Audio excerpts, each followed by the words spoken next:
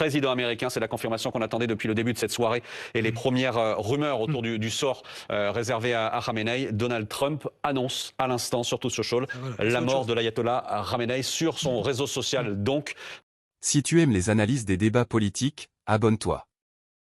Ici, on ne suit pas la foule, on analyse les faits. C'est confirmé ce soir. Votre première réaction à cette confirmation du soulagement? Vous disiez soulagement à l'instant. Du soulagement. Comme diraient les Iraniens, tabrik ligam, donc je félicite les Iraniens qui étaient en guerre depuis 47 ans. Et à partir de maintenant se joue la deuxième étape, celle pour la transition, celle qui va enfin permettre à la population iranienne de faire son choix souverain et d'enfin devenir le souverain de ses choix. C'est colossal ce qui est en train de se passer. Oui, il faut rappeler, c'est colossal. On a la confirmation ce soir que l'ayatollah Khamenei est au pouvoir depuis 1989. Voilà. Depuis 1989, il avait 86 ans, l'ayatollah Khamenei. Oui. Trump confirme ce soir qu'il est mort, Ulysse Gosset. Oui, pour Trump, c'est essentiel parce qu'il a pris un risque énorme. Il a fait un pari absolument sans précédent, c'est-à-dire celui de décapiter le régime et de mettre fin à la République islamique d'Iran telle qu'elle est depuis 1979. Et quant à Ali Khamenei, il a 86 ans, il a pris le pouvoir en 89, vous l'avez dit, il avait avant été président de la République islamique d'Iran, c'était le successeur du fondateur Ali Khomeini, qu'on a bien connu en France puisqu'il était réfugié en France, il était venu d'Irak, à le château, sous Giscard d'Estaing, le président Giscard d'Estaing, et il avait pu partir vers Téhéran et ça a déclenché la révolution islamique. Donc depuis cette date, Khomeini et les mollahs régnaient sur l'Iran et en 89, donc effectivement, ça fait plus de 35 ans que Ali Khamenei régnait sur le pays. Et le guide suprême, il faut bien se représenter, c'est-à-dire que c'était l'autorité absolue, c'est-à-dire rien ne pouvait être décidé sans son accord. Et notamment, c'est important, sur la négociation sur le nucléaire, sans l'aval du guide, rien ne pouvait se faire. Même si certains pouvaient le pousser dans telle ou telle direction, s'il ne donnait pas son feu vert, ce n'était pas possible. Mais au-delà de ça, si vous voulez, il y a sa mort qui est confirmée par Donald Trump, c'est déjà un basculement total, c'est-à-dire. Mais il y a aussi 7 autres dirigeants, d'après les Israéliens, qui sont décédés dans cette frappe absolument massive, dont, à nouveau, je le répète, quand même, c'est important, le commandant des gardiens de la Révolution, Mohamed Pakpour, dont le secrétaire du Conseil de sécurité iranien, Ali Shamkhani, dont Saïd Assadi, le chef de la direction du renseignement, et dont le ministre de la Défense, Aziz Nazirdadeh. C'est-à-dire que c'est vraiment une décapitation non seulement du guide, mais surtout du régime. C'est-à-dire que maintenant, les gardiens de la Révolution se demandent qui va gouverner le pays. La Maison-Blanche en direct, Antoine Delars, c'est donc confirmé ce soir. L'ayatollah Khamenei est mort, confirmation apportée par le président américain Donald Trump. Exactement, et confirmation apportée dans un message sur son réseau social, Truth Social. Donald Trump dit Khamenei, l'un des êtres les plus malfaisants de l'histoire, est mort.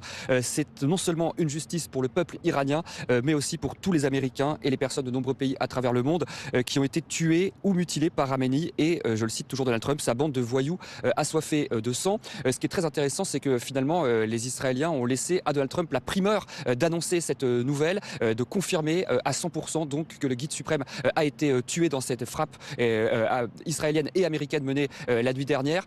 C'est quelque chose de très important pour Donald Trump d'un point de vue intérieur, d'un point de vue de politique intérieure. Vous savez qu'aux États-Unis, beaucoup d'Américains étaient très réticents à l'idée de voir les États-Unis s'engager dans ce conflit. Donald Trump lui-même avait promis pendant la campagne de ne plus lancer de nouvelles guerres. Ses électeurs n'avaient d'ailleurs pas voté pour lui pour qu'il soit le gendarme du monde. Mais là, la mort de Khamenei, ça change tout. Donald Trump rapporte le scalp de l'un des plus grands ennemis des États-Unis.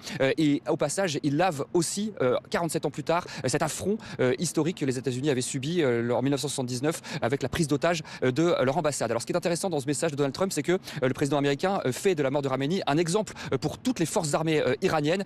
Il rappelle ce qu'il a dit hier soir dans ce discours enregistré et publié sur son même réseau social, que ceux qui déposeront les armes auront la vie sauve, les autres seront tués. Donald Trump donc réitère cette menace aujourd'hui en disant également bien, que les bombardements se poursuivront toute la semaine prochaine et peut-être même au-delà, tant que la paix ne sera pas totale au Moyen-Orient. Donald Trump donc il semble bien déterminé à poursuivre dans le renversement du régime iranien. Vous savez qu'il ne veut pas envoyer de soldats américains au sol, mais maintenant que le régime est décapité, Donald Trump dit que c'est aux Iraniens de prendre les choses en main, de se soulever et de renverser enfin le régime des mollahs. Je vous rappelle l'information principale de la soirée. L'ayatollah Khamenei, au pouvoir depuis 1989 en Iran, a donc été tué aujourd'hui dans des frappes israéliennes et américaines. L'information est confirmée à l'instant par Donald Trump sur ce message que vous voyez, message sur Truth Social, son réseau social. On va retrouver Siavosh Ghazi en direct de Téhéran, correspondant d'RFI et de France 24 sur place à Téhéran, avec donc Siavosh, cette information désormais confirmée, j'allais dire validée par le président américain. L'ayatollah Khamenei, le guide suprême, est mort. Oui, ici à Téhéran, les démentis se multiplient. Il y a eu tout d'abord le ministre iranien des Affaires étrangères, ensuite le porte-parole de la diplomatie iranienne qui ont démenti sur des chaînes américaines ces informations dans l'après-midi. Et puis depuis 2 heures maintenant, d'autres responsables sont intervenus également pour dire que tout cela, cette information faisait partie d'une guerre de propagande des ennemis qui subit des pertes et des échecs importants sur le plan militaire. Et donc a mis en avant cette fausse information, je cite, pour mener une guerre de propagande contre l'Iran. Ce que l'on sait, c'est que le gendre et la belle-fille de l'ayatollah Khamenei ont été tués dans les frappes de ce matin. On ne sait pas si lui-même était présent dans sa résidence lors des premières frappes israéliennes contre la résidence, le quartier de Pasteur. Peut-être qu'il y avait une réunion après le retour du ministre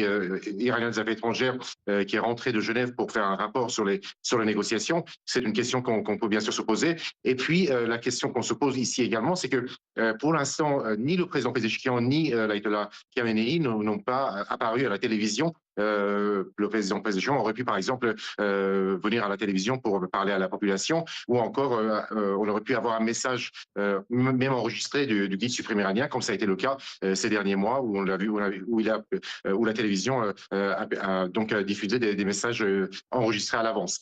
Pour l'instant, c'est l'incertitude, mais les responsables iraniens démentent bien évidemment la mort du guide suprême iranien.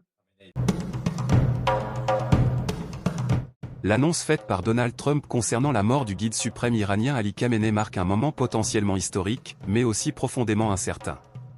Car si cette déclaration a été diffusée sur Truth Social, aucune confirmation indépendante immédiate ne vient alors appuyer cette affirmation, tandis que des responsables à Téhéran parlent déjà de guerre de propagande.